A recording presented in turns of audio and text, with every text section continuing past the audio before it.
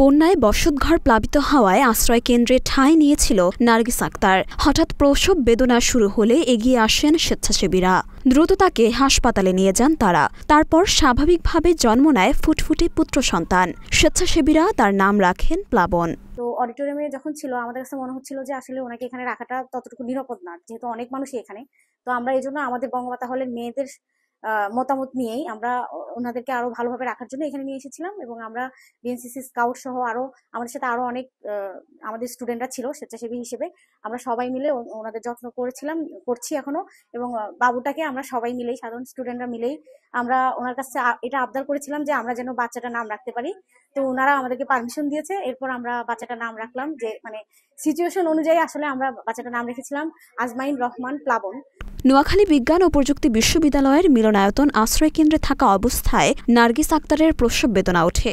তারপর স্বেচ্ছাসেবীদের মাধ্যমে তাকে দ্রুত 250 শয্যা বিশিষ্ট নোয়াখালী জেনারেল হাসপাতালে ভর্তি করানো হলে নর্মাল ডেলিভারির মাধ্যমে আলোর মুখ দেখে নবজাতক।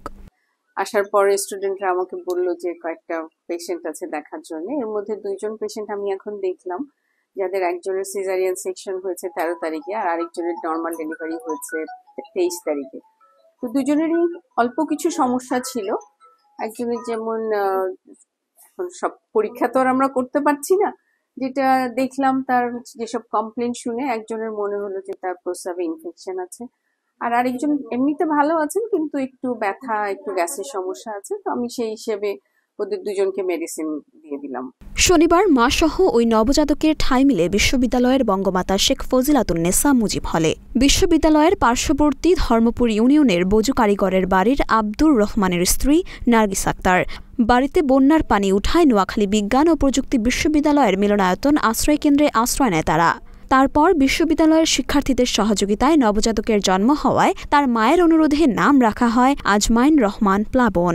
আসলে এখানে যারা এসেছে বন্যার্থ যারা এখানে আসার পরে 2টা বেবি হয়েছে। তো আমি নোয়াখালী বিজ্ঞান প্রযুক্তি বিশ্ববিদ্যালয়ে যারা আছে স্টুডেন্ট, এডুকেশন, তারপরে প্রশাসনের যারা আছে সবাইকে আমি ধন্যবাদ দিতে চাই যে ওনারা নোয়াখালী বিজ্ঞান প্রযুক্তি বিশ্ববিদ্যালয়কে আশ্রয় কেন্দ্র হিসেবে তুলে দিয়েছে। এবং এখানে যেহেতু যে নবজাতকটা গতকাল জন্ম হয়েছে তাকে তারা সুন্দর পরিবেশ দেওয়ার জন্য আপনার চেষ্টা করছে, যে কারণে আমিও এসেছি বাচ্চাটাকে একটু দেখে যেতে।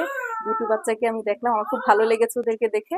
তো আমার পক্ষ থেকে আমি ওদেরকে সামান্য সাহায্য সহযোগিতা করতে পেরে নিজেকে ধন্য মনে করছি এবং এই সাহায্য সহযোগিতা আমরা আরো অব্যাহত রাখবো। এবং সবাইকে আমি বলতে চাই যে আমরা এইভাবেই মানুষের পাশে থাকতে চাই। ঠিক আছে। মরিয়ম মিম, ঢাকা পোস্ট।